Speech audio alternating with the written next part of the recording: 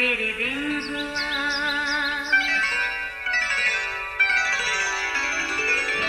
नया फिर दिन हुआ, पुरानी रात का करे सौ शुक्र हम खुदा की जात का, खुदा की जात का नया फिर दिन हुआ।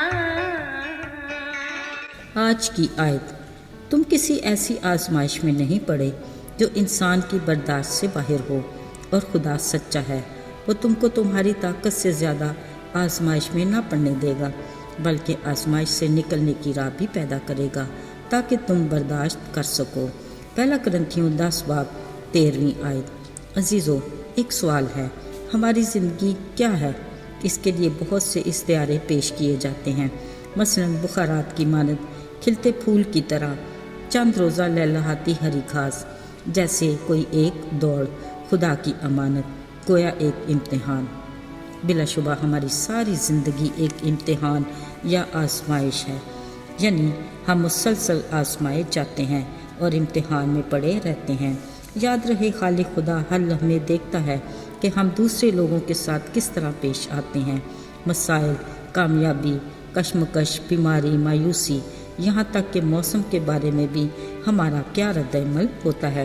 यूँ समझ ले वो हमारे मामूली से मामूली फेल या हरकत पर भी नज़र रखता है। अजीज़ों, आज एक बड़े हॉस्पिटल में ऑपरेशन डे था। एक बच्चा ऑपरेशन थिएटर में पड़ा था। उसके साथ आए रिश्तेदार बाहर डॉक्टर का इंतज़ार कर रहे थे। उनका एक पल भी गुजरना मुश्किल था। अब कई पल क्या, घंटे भी गुजर गए, मगर डॉक्टर का दूर तक भी कोई अता पता नहीं था।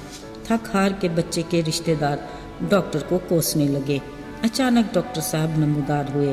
वो तो जैसे हवा के घोड़े पर सवार थे।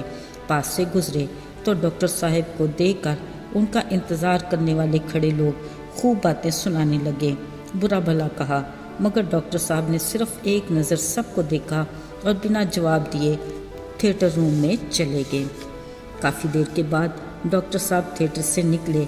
उतनी ही तेज़ी के साथ बच्चे के रिश्तेदारों के पास से गुजरे और उन्हें बच्चे के बारे में तसल्ली देते हुए बताया कि आपका बेटा बिल्कुल ठीक है।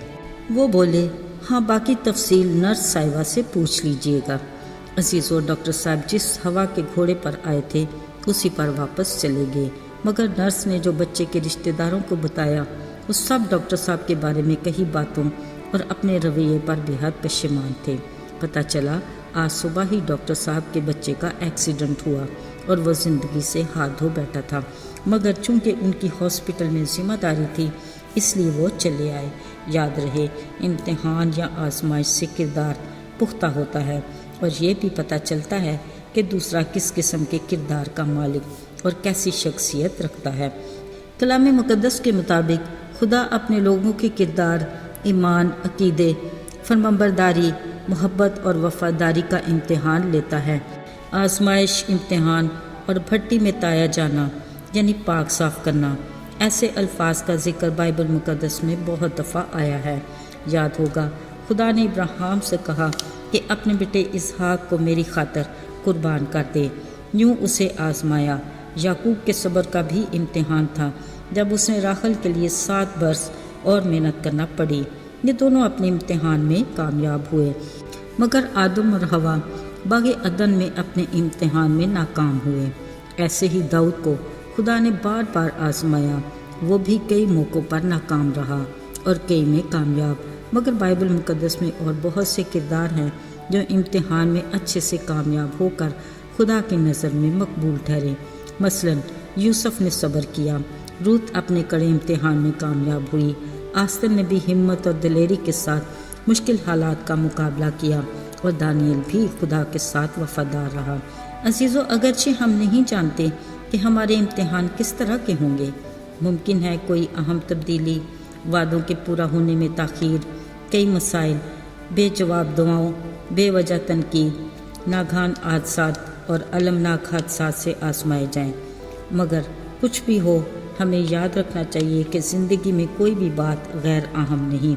यकीनी तौर पर मामूली वाक़या भी हमारे किरदार की नशोनुमा और तरक्की के लिए अहमियत रखता है। खुदा की तरफ से दिया हर दिन ایک اہم دن ہوتا ہے اور ہر لمحہ ترقی کا موقع فراہم کرتا ہے۔ امتحان کڑا ہو یا کوئی چھوٹی آزمائش، یہ ہمارے کردار کی ترقی، محبت کے عملی اظہار میں خوشنما تبدیلی اور خدا پر توکل کرنے کا وسیلہ بنتی ہے۔ خدا چاہتا ہے کہ ہم اپنے ہر امتحان میں کامیاب ہوں۔ وہ ان کو اپنے فضل سے بڑا یا مشکل نہیں ہونے دیتا۔ عزیزو، بطور مسیحی ہمیں اپنے ہر امتحان میں کامیاب ہونا ہے اور ہر آزمائش میں خدا کے فضل سے پورا اترنے کی کوشش کرنی ہے۔ یاد رہے، خدا نے ہمیں ابدیت میں انعام دینے کا فیصلہ بھی کر رکھا ہے۔ خدا نے فرمایا، مبارک وہ شخص ہے جو آزمائش کی برداشت کرتا ہے، کیونکہ جب مقبول ٹھہرا تو زندگی کا وہ تاج حاصل کرے گا جس کا خداوند نے اپنے محبت رکھنے والوں کے لیے وعدہ کیا ہے۔ آئیے دعا کریں۔ اے رحیم اور مہربان باپ، تو کس قدر شفیق خداوند ہے، قہر کرنے میں دھیما اور شفقت میں غنی، باوجود ہماری نالائکیوں کے تو پھر بھی ہم سے پیار کرتا ہے۔ تو بھلا ہے، اس لیے ہمارے لیے بھلائی ہی سوچتا ہے۔ ہم اپنی کمزوریوں کا اقرار کرتے ہیں اور تیری قربت کے طلبگار ہیں۔ ہمیں سدا اپنے فضل کے سائے میں محفوظ رکھنا۔ یسوع کے مبارک اور بابرکت نام میں آمین۔